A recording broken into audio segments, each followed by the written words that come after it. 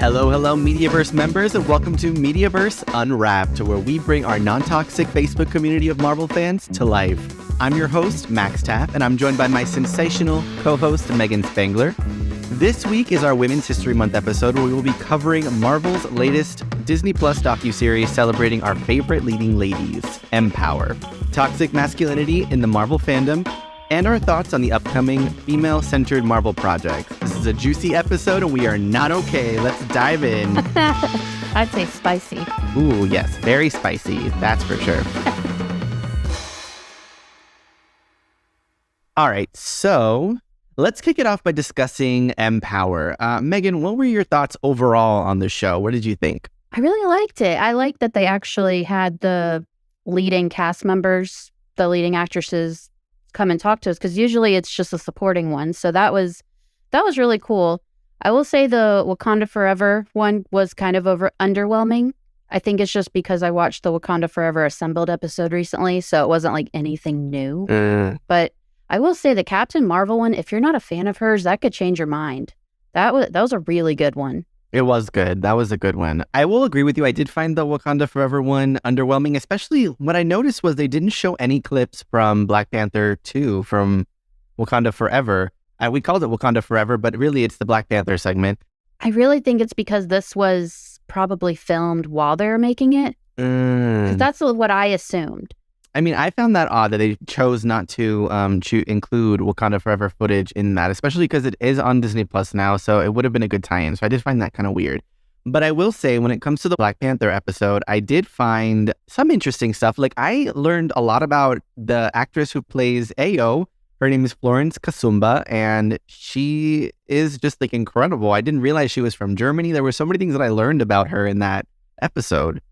I know. I had no idea. So she's kind of been in the spot of being foreign multiple times in her life in different places. That's really wild to me. I found that really cool. I mean, when she kind of got into her life story a bit and was talking about like how she's moved around and this and that and, you know, her struggles and things, I thought it was really captivating stuff, I will say. I knew she had an accent, but when she said Germany, like she's from somewhere in Africa, I believe, and then she moved to Germany, I guess, when she was young. But when I finally, like, when she said that, like, her accent clicked to me, and I was like, oh, it does sound kind of like a German accent that she has going on when she speaks English.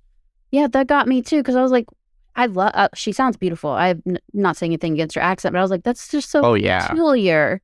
Like, what is that? And that explained a lot to me. I thought that was really cool. I enjoyed learning more about her specifically, especially when you think about how, you know, going back to Civil War, she was like the original Dora Milaje that was portrayed on screen. I mean, Okoye wasn't in the picture yet. You know, Nakia wasn't part of things yet. This was just her and Chadwick being introduced way back then. She was kind of like the original, and I thought that was really cool. I'm glad I got to learn about her, and I'm happy that she's being focused on a lot more. Like, she definitely had a lot more to do in Wakanda Forever, and she also got her role in The Falcon and the Winter Soldier. So I thought that was really cool, and I like her a lot, and she's gorgeous. I agree. I love her accent. She is gorgeous. Plus, she had way more to do with Wakanda Forever than we realized because of how many scenes they cut. Yeah, that's pretty crazy. I will say, though, Lupita Nyong'o has a special place in my heart. I don't know what it is about that woman. She's another one who's absolutely drop dead gorgeous, and she's so interesting because she's another one that's moved around a lot. Like, she's from Mexico. She grew up in Africa. She's come to the States now to work and act, and, you know, she's made this incredible career for herself. I don't know. I'm obsessed with her. I was disappointed when she didn't come in for Infinity War Endgame, but then they kind of explained that in Wakanda Forever. So I'm really excited to see where these ladies go. I mean, I definitely find the women of Wakanda to be some of the strongest in the MCU for multiple reasons, not only just because the Dora Milaje are badass female warriors, which is something I've never seen in a comic book movie before, or in any, it's not touched upon very often in any sort of film. So I think that was it was groundbreaking and incredible, and they're awesome. I highly, highly agree. What did you think about the Scarlet Witch episode? Ooh, well, you know, Wanda has a special place in my heart. She owns me. I will always love her. But I will say, I think that the topics of like mental health that were brought up in that episode, like especially Wanda's mental health, I feel like were really important and they were very well done. I feel like we definitely got a lot of different emotions in WandaVision, especially when Wanda's going through her different phases of grief, and she's dealing with all these different things that she's been putting off for so long, and just finally catching up to her when she has that like just breakdown and creates this whole community of Westview, New Jersey, where she's like the ringleader of this crazy circus. And I mean, I just think that her journey through the MCU leading up to that point, and even Doctor Strange, has just been such a roller coaster, I would say. Yeah, maybe I'm the only one that didn't notice that each episode was about the stages of grief. I did not realize that, and I was like, you sneaky little snakes, I had no idea. And then they got a real grief counselor to come in and talk to them through the stages and go. The fact that they did all that homework on it just sits well in my soul.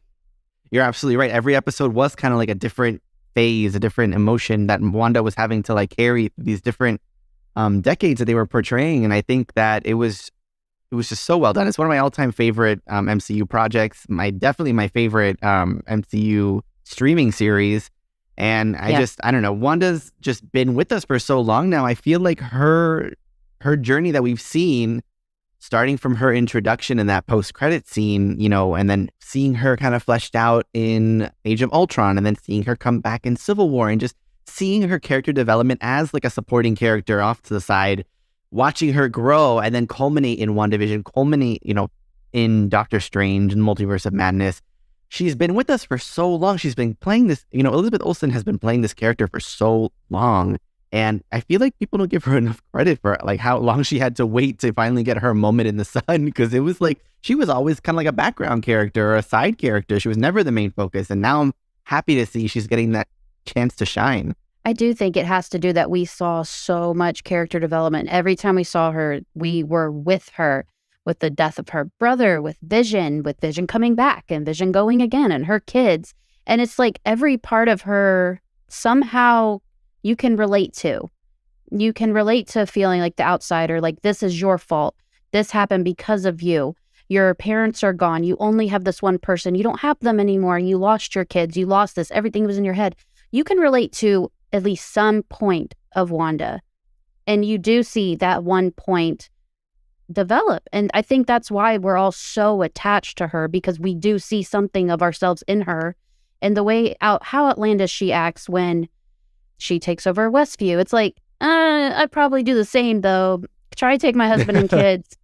I might do the same if I had those powers. Just take over the entire world just for your husband and kids. Yep, definitely. Y'all better look out. I definitely think that a lot of Wanda's struggles were made to be very relatable. I mean, in a fantastical kind of way. You're right. There is like something that you can find, like identify with her trials and tribulations that I feel like all of us can definitely like link to. I just feel like, especially, you know, when you talk about like the female space and you talk about, you know, the struggles that women go through, and you kind of like match up those emotions and those things, it's not unrealistic at all. I mean, taking away the powers and the fantastical elements of it, I don't think that Wanda's story is unrealistic at all. I mean, exactly what you said. Take away, you know, people I love, and, you know, who knows what you're capable of in those situations, right? Yeah, that's exactly it. I mean, just give us powers and see what will happen. But what did you think about the Captain Marvel episode? Well, I guess it's Captain Marvel / the Marvels episode, because it was all of them. Yeah, I mean, I loved it. I mean, you know me. I like Brie Larson. I think she's really cool. I really like Captain Marvel as a character. Captain Marvel is one of my favorite MCU movies. I know is like a hot button topic to a lot of people, which we're going to get into a little bit later when we start discussing toxic masculinity, toxicity in the Marvel fandom. But I will say I really enjoyed it. It's one of my comfort watches. I don't know if it's like the 90s vibe, the fact that Coulson's in it. There's a bunch of different things that I really love about that particular movie that lead me to like, oh, you know, want to watch it over and over again. But I will say I love the fact that they talked about how strong Brie was without getting to like the nitty gritty of how she is treated like online sometimes. I feel like they kind of were able to like talk about like, oh, you know, she does this. She's strong. She works harder than anybody else on set. She's there like fight training. She's working out like a fiend, which is true. If you follow Brie Larson on social media, you see she's very dedicated to her workouts in relation to playing Captain Marvel. She's always posting workout videos and she is in great shape. And I think that, her character was just very misunderstood in the movie by some people. So I think that's probably where a lot of the hatred and toxicity around her movie come from. I mean, what do you think, Megan? Well, as someone who did not like the movie, and it took a few watches for me to appreciate it, but when I saw her in Endgame, that won me over. So when I watched the whole episode about it, it gave me a better appreciation for her. She did everything she could have done. No matter what she would have done, this movie would have been hated. It's the fact that, when you look at what that movie has done, 50% of the number of females that have signed up to be in the Air Force Academy, it went up 50%. That is insane and incredible and amazing. They even brought in the first female fighter pilot to model Captain Marvel after. Her name is Jeannie Leavitt, and she is the first female fighter pilot. And I feel like that doesn't get enough anything. Like, no one's talking about that. Mm-hmm. This incredible movie that has made such a huge impression on the female audience, on the female fan base, just gets hated so much because you don't like the actress. That's just wild. You could write off an entire movie just because of that. I will say, when they did bring like those Air Force statistics up, I was kind of floored, because you're right. That's a big increase, and it's incredible that such a strong female character like Captain Marvel is actually making real world changes, doing real world good, and encouraging women to pursue careers in the Air Force, to pursue careers where men have dominated in the past. And I think that's wonderful. I think it truly proves the point that movie had a fantastic message. And shout out to Jeannie for being the first female Air Force pilot. Yes. That's amazing. You freaking badass. Look at you. She's not even bragging. That's just amazing. I'm just so happy. Round of applause for Jeannie. Round of applause. So let's move on to the Gamora Guardians of the Galaxy themed episode, talking about the women of Guardians, and I know they addressed, a lot about Zoe Saldana, who I am a huge fan of. I absolutely love her. I think she's incredible from A to Z. And another one who I'm obsessed with. I was surprised by a lot of what I learned about her, because as a fan of hers, I thought, I knew quite a bit, but she really went into her story and how she has these sisters and how her sisters helped to establish that connection with Karen Gillan and Nebula. I thought that was so interesting. Yeah, of course you assume that they're all really close. They work a lot together. They got to know each other. Mm-hmm. You realize they had the sisterly bond, and they all said it in such a passion. It's like, clearly they're not just saying it. Women do have to stick together in this genre of movie. It's a comic book. Look at Brie Larson. She is alone in that. Of course they're going to cling together, and it's a beautiful thing. And I think they're all amazing. It is. I really liked seeing this side of Zoe Saldana. Just so everyone knows, she produced the whole show. So I was really pleased that she got. Yeah, that's amazing. So I was really pleased, because I thought when she produced, I was like, oh, she ain't going to give herself any time. But she did, and I'm happy for her. Me too. I feel like, as the fact that Zoe Saldana is in, what is it, the 4 or 5 of the highest grossing movies, of all time. She's killing it. I mean, that speaks volumes about her, at least her ability to pick projects, because she knows how to pick them. Let me tell you, that's very impressive. I thought that was really interesting about her sisters and the sisterhood, and how she was able to kind of connect with Karen Gillan, who was talking about how she didn't have sisters, so she didn't have that, but yet how close her and Zoe got on set, and how she learned so much from her when it came to fighting and stunt choreographing, and how she at the beginning she didn't know anything about all that, and then at the end she said, I'm quite good at it now. And I thought that was really cool, because when you think about Karen Gillan's past, I mean, she really did come from more of a comedy background. So when I learned that she had been cast as Nebula, it seems like it's a very dry character, and that's just not her personality at all. So she really is a great actress as well. And I really respect these two ladies for bringing that strength to these roles, because both Nebula and Gamora are both really tough. They're people you don't want to mess with, no matter who you are. So I really doubted that she was going to do a great job until I think she unveiled that she shaved her head completely at a Comic-Con, I think it was. Yes. That's when I was like, okay, it's going to be good. She's fully in. That takes balls. I'm not going to lie to you. Yeah, man, she really did that. And I remember when that happened because I was a fan of her from when she was in Doctor Who, and I had been following her career after that ever since she left the show. And I just thought when she came to Comic-Con and she was like, whoosh, like whip that wig off. I was like, whoa, she's bald. She's bald AF. Like she didn't play around. She really committed. Yeah, I wouldn't do it. Golly. She's better than me. Goodness gracious. Marvel does not miss with their casting. Like every time I've doubted, I've always been proven wrong. Every time. So I just quit doubting it. Yeah, exactly. And one thing that I found really interesting and something that I hadn't considered, in the past until it was brought to my attention in the episode was the fact that Nebula is so inspiring to a lot of disabled women. I know. And I had no idea. Okay, maybe it's because I'm not disabled or it's just not talked about enough. And I'm hoping it's the second one. But I had no idea. I never thought of it that way. And I was like, that's wholesome and amazing. And that's another thing, does not get talked about enough. As much as I imagine how it would be to live like a certain way or to, in a different way than I do, it's hard because you'll never know 100% what other people go through, what their experiences are. And I feel like them highlighting this particular aspect of things really opened my eyes and clearly yours too, to how like important that is.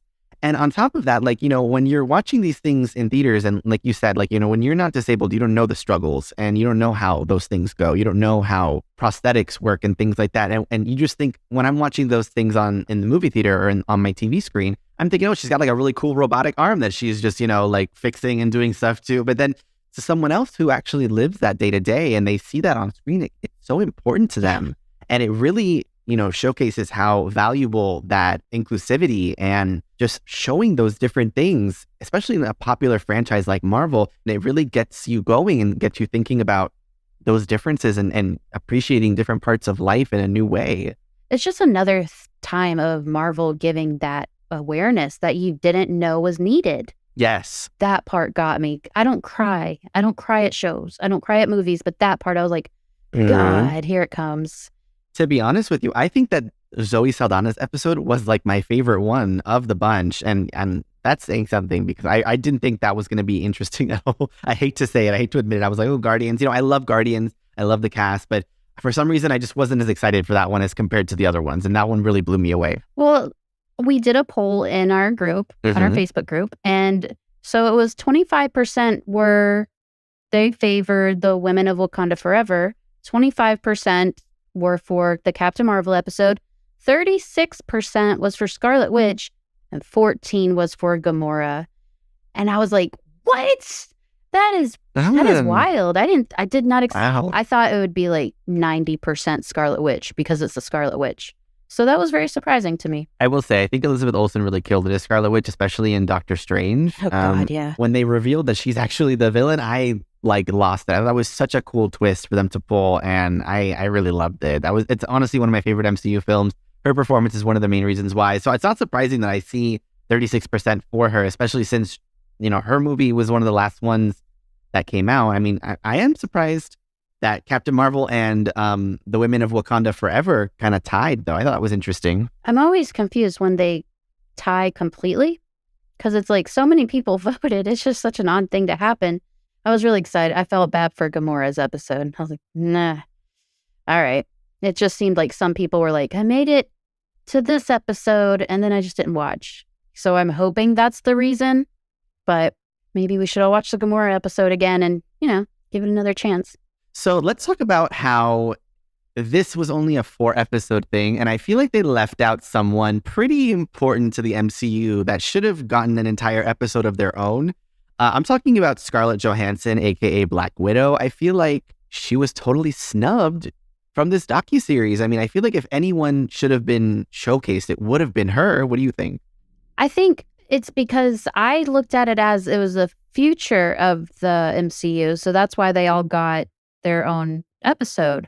But that's everyone's biggest issue right now. That's what I'm seeing is everyone's mad about that because she was the first female. She was the first badass. Avengers, everything. I mean, I think it's fair to say that it doesn't get more badass than Black Widow. I mean, I honestly wonder to myself, was she like excluded on purpose because of the lawsuit she had with Disney over, her wage disputes with Black Widow? that's kind of something, that's where my mind went to it, because I feel like they could have totally done a Black Widow episode where she got to, come in and talk about her experiences in this fandom and in this universe. And I feel like they could have had Florence Pugh come in. They could have had Rachel Weisz come in to talk about her character in Black Widow. They could have done I feel they could have had a very meaty episode in store for us. And they just didn't. Okay, so you brought up a really good point, because I was thinking it's about the future. But why wasn't Florence Pugh there then? Exactly. Was there an entire episode made and just wasn't shown? Or is this, in the lawsuit, she made sure they're not making any more money off her? Because her lawsuit was with Disney Plus, right? Well, I think that it was with the whole company. I feel like she was suing the entire Disney Corporation because of, they were not paying her adequately due to the fact they released her film on streaming. Yeah. And I will say, I feel like even that was kind of a badass move. When you take on one of the biggest companies in the world, and you're damn right, because let's face it, I mean, she is a powerhouse actress, and to have her wages cut like that because they didn't pay her adequately due to the fact that it was released on streaming instead of getting those box office sales, I just don't think that was fair. And I kind of will admit that I do agree with her in that case, because put any of us in her shoes.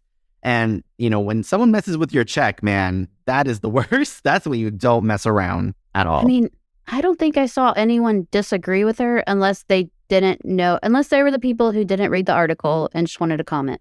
Those are the people that disagreed with her. The people who read the article or any kind of article about her were like, I would do the same thing, because I 100% would. That's a boss move. Good for her. That just goes to show being strong and standing up for yourself in this world is something that's so necessary sometimes. I'm proud of her. It was a good example to set, because that helps the next person that it happens to. Hopefully it doesn't. But if it does, she set an example for them. I will say that I think that was a game changer for the industry. I can imagine that sent off ripples, because a lot of actresses were siding with her and agreeing, and they're probably pushing for that in contracts now. We support you, Scarlett. We're here for you. Always. Black Widow for life. I would kill for her to come back. You have no idea. I do, but I don't. For me, it's like, it's hard to bring back a character that died doing the right thing, because I feel like it does somewhat diminish their death. Like, everyone wants to bring back Tony Stark. That's hard on me, because I'm like, he had such a full character arc. Let's not add to it. He died doing a hero thing. I can see it from that perspective as well. I do kind of have to agree. I guess certain characters, when they meet an end like that, it's so noble that you don't want to ruin their legacy. But what I will say is that, Tony Stark, I feel like he sacrificed himself, willingly for the universe. He knew what he was doing. He accepted those consequences when he snapped his fingers and knew he probably wouldn't live to see his daughter grow up. I feel like with Natasha, it was kind of like one of those moments where they kind of show up to get the Soul Stone, and then Red Skull is like, one of you has to die, and they're like, what? So yeah. I feel like her death was something that it felt like wronged. Like, why would they do that to Natasha? Like, even if it was Clint, like, why would they do it to that character? I feel like their sacrifice was so noble, but at the same time, maybe this kind of plays into how, the industry treats female characters versus male characters. Natasha just showed up to get the Soul Stone.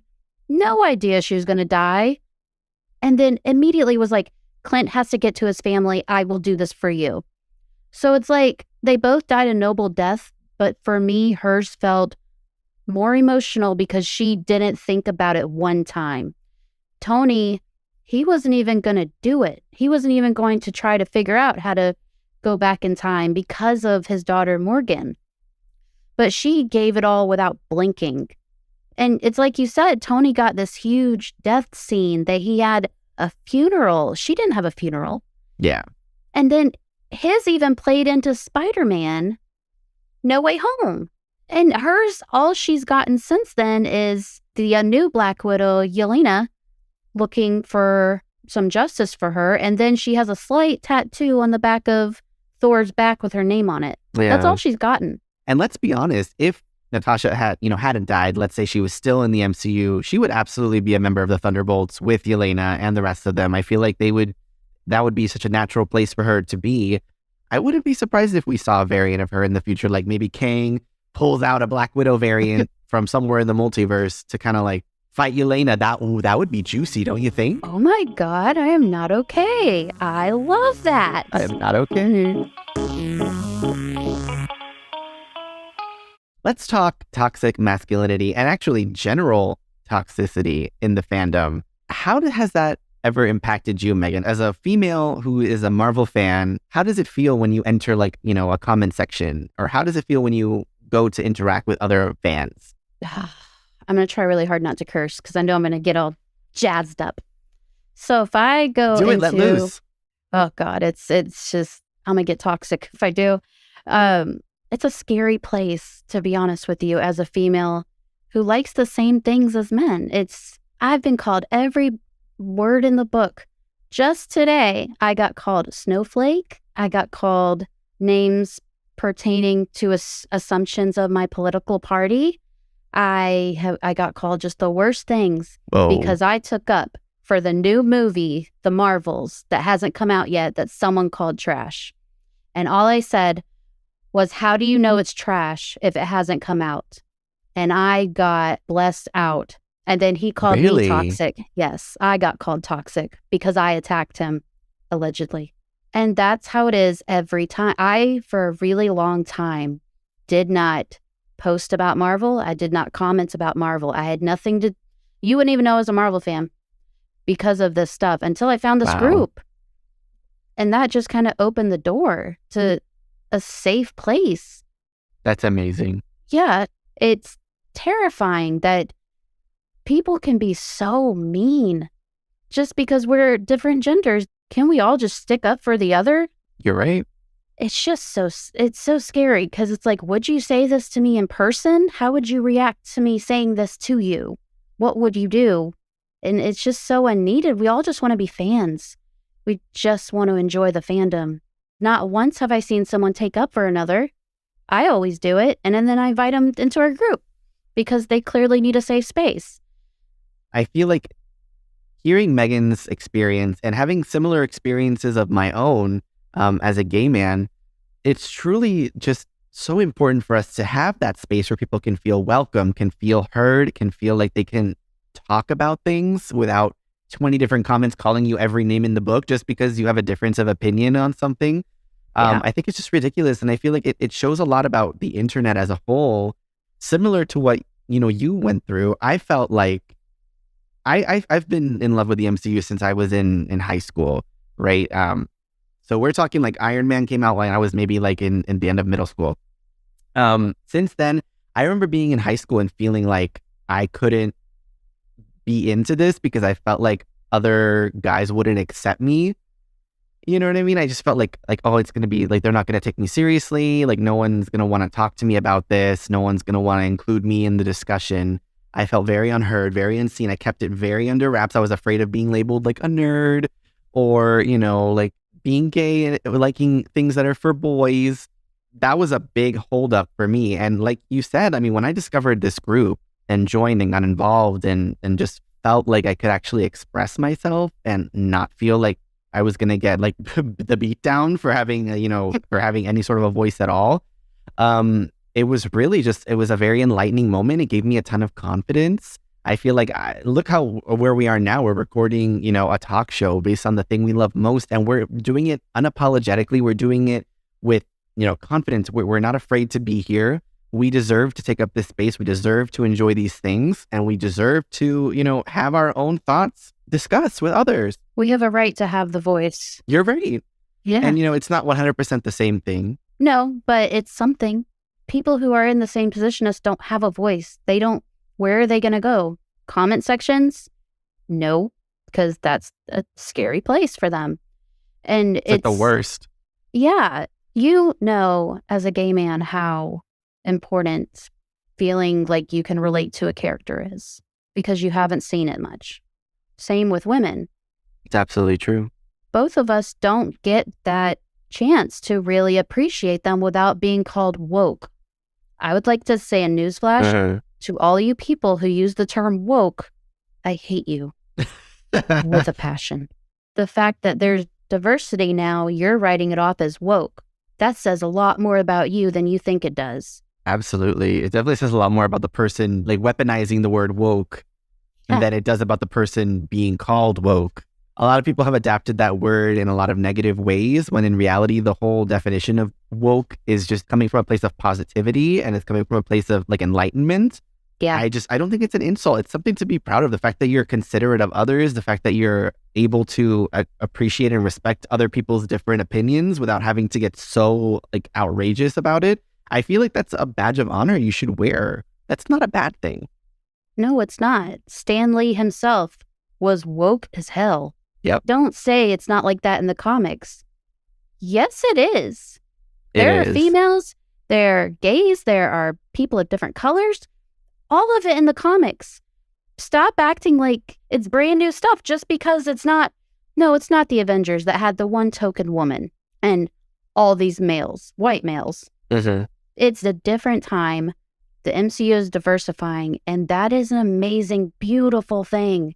It's reaching out to people who don't have that ability to feel relatable to something. It's true. I mean, a lot of minorities, a lot of people who have been marginalized are finally getting representation and seeing themselves, in the TV screen, in these characters, in these stories.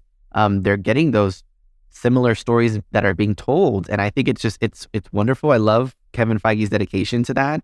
When you think about where the MCU started, you're right. It was a group of like mainly cis, straight white men with one woman, Black Widow. And now, I mean, when you think about how far we've come, you've got, projects like Captain Marvel, Miss Marvel, The Marvels, Black Panther, Shang-Chi, like all these different diverse stories being told. They come from the comics. These are not just made up people. These are stories that have been told for a long time.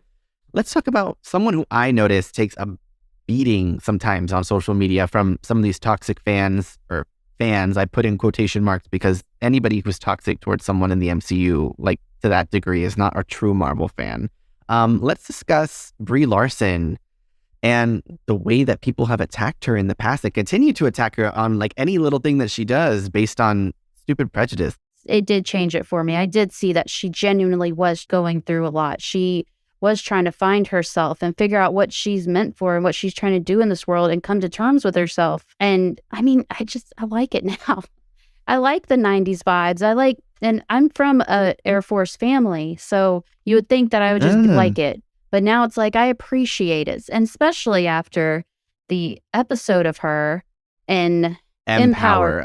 I know a lot of people complain about Captain Marvel and they claim that it's wooden and that she's like stiff and, blah, blah, blah, blah, blah. But when you really break down Captain Marvel, I mean, you have this woman who is in the Air Force. She's trying to, advance in a time where women were held back because they weren't allowed to fly planes. They weren't allowed to be in active combat. So she risks everything to be a part of this weird program with this weird woman who is a little quirky, which is that Dr. Lawson in the film.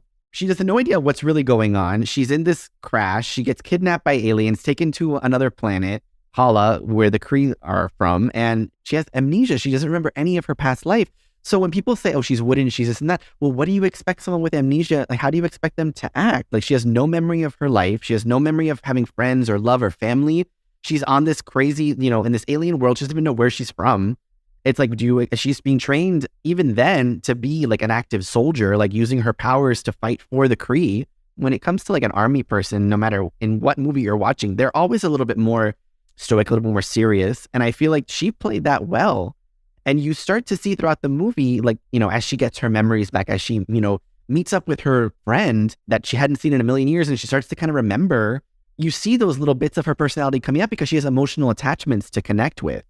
And I feel like people completely missed that point in the movie. And like you said, it took you a couple of watches before you were kind of like, oh, you flipped your perspective and you could see that aspect of things. You could see she has to be strong because she's being put through all this crazy shit. And it's like, what do you expect from someone in that position, right? Yeah, exactly. So we did a question for our Marvel group on Facebook. Have you ever dealt with the toxicity in the fandom?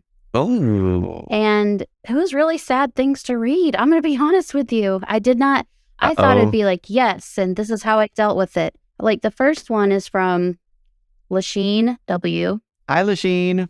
First of all, he's amazing. His cosplay is nuts. It is incredible. He says, the biggest toxicity I have encountered has been flat out racism for being a Black cosplayer who dresses as non-traditionally Black heroes. And I have found myself in wars to defend the LGBTQ community as well. I handle it by absolutely destroying the ignorant one by one. Wow, Lasheen. Well, thank you for that. I do appreciate you looking out for the little guy and, standing up for those people. That's really amazing. And I'm sorry to hear that you've been through that because that really sucks. But it's sad. Honestly, sadly enough, it's not the first time I've heard that before. Nope. And it's sad because you can see that it's happened like in person when he's cosplayed.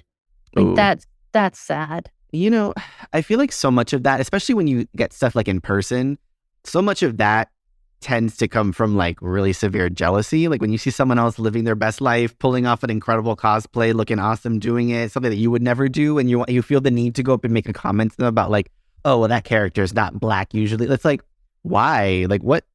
Like who hurt you? Why are you doing this to us? That's what I was gonna say. Why? Who hurt you? Leave us alone. God. But onto a positive one. Ooh, good.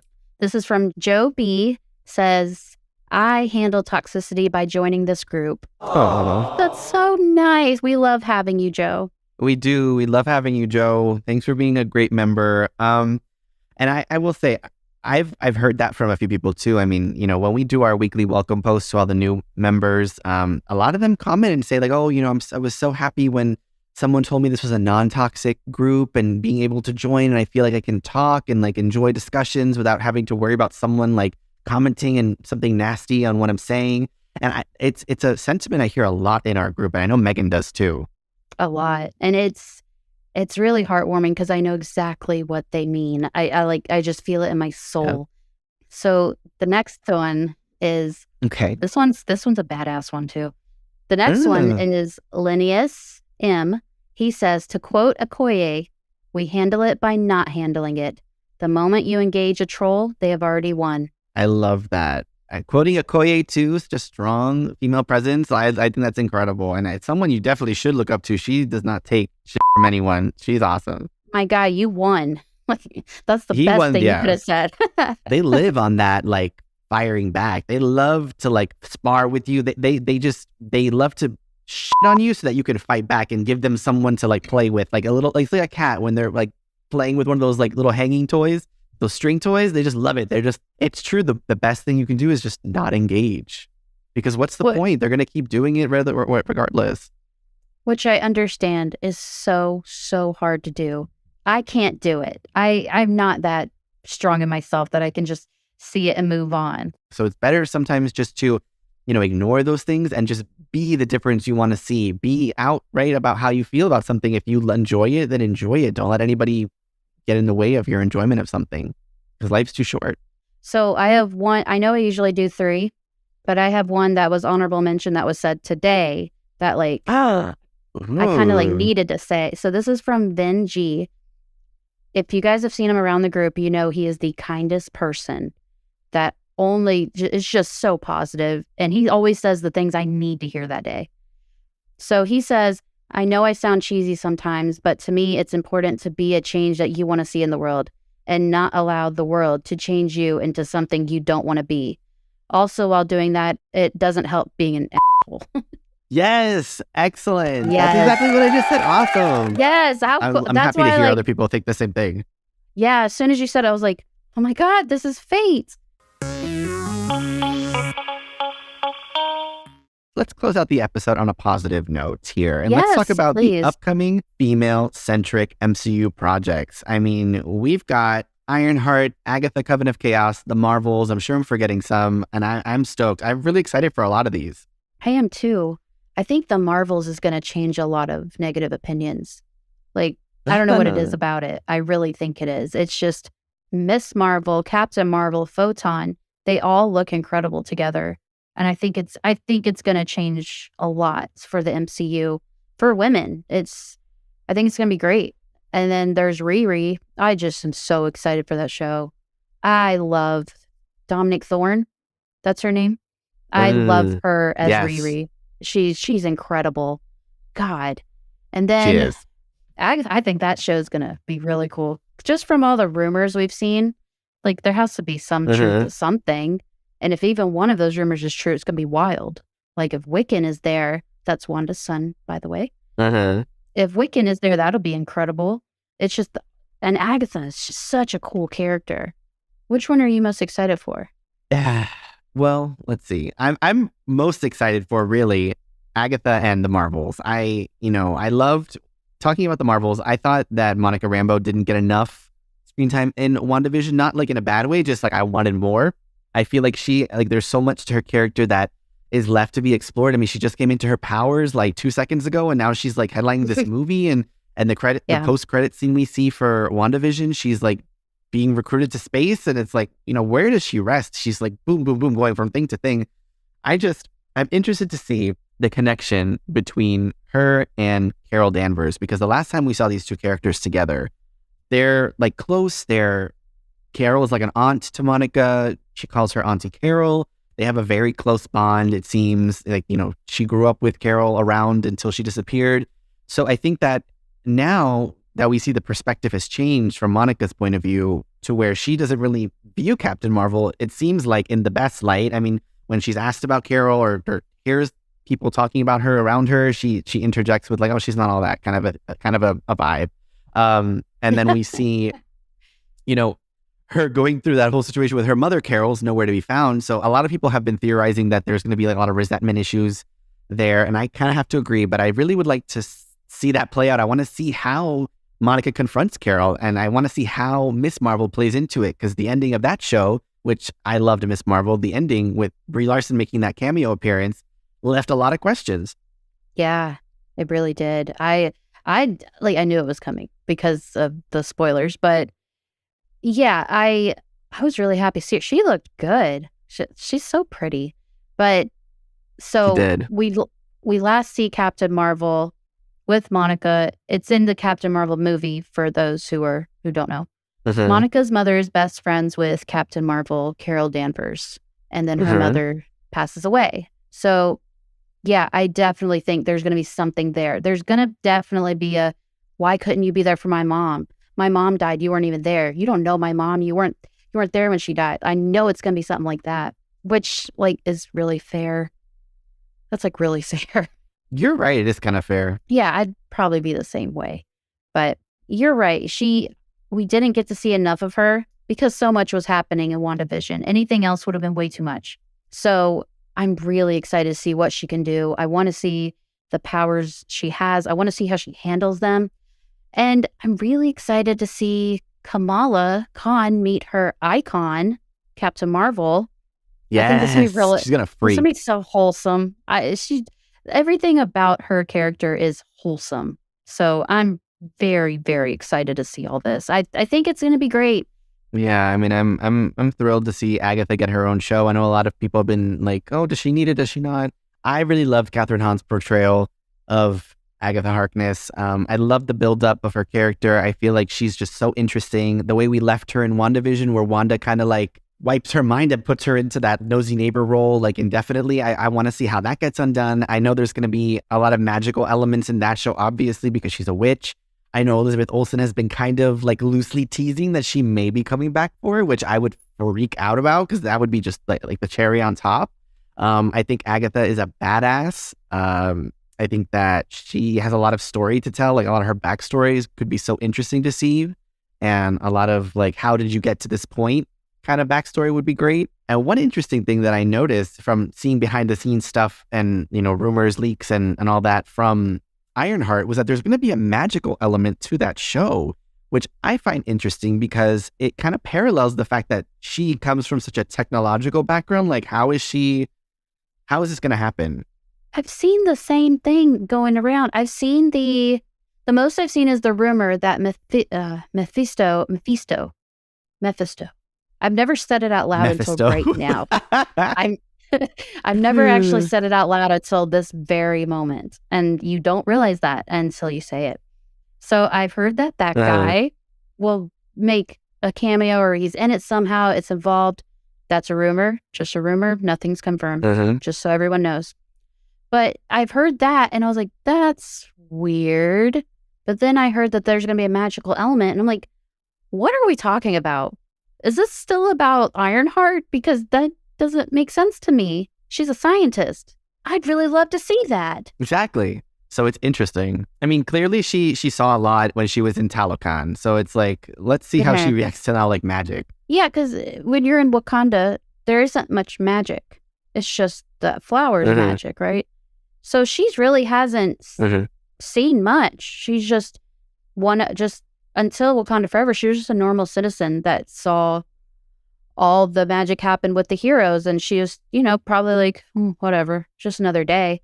But then I'd really like to see how she handles it coming from a young scientist perspective. I'm very interested in that. I am too. Plus, she just couldn't do any wrong. She's just... Yeah, I mean, I loved Dominique Thorne in Black Panther. I thought she was fantastic. I can't wait to see where she goes. I think she has a bright future ahead of her. I think all of these ladies have a bright future ahead of them in this franchise, and I can't wait to see how these stories unfold. I'm ready, and I'm not okay. I'm just not okay with the anticipation's getting to me, Megan. I love when you say that because I just feel it so personally.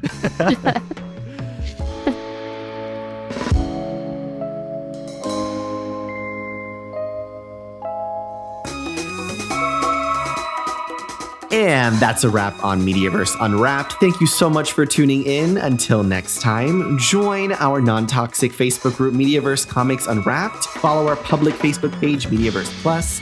Follow or subscribe to us on Twitter, Instagram, and YouTube at MediaVerse Comics Unwrapped. Our episodes are available early on Tuesdays exclusively to our Facebook group members and officially drop Wednesdays wherever you stream your favorite podcasts. Thanks for tuning in, and goodbye for now. Bye, guys.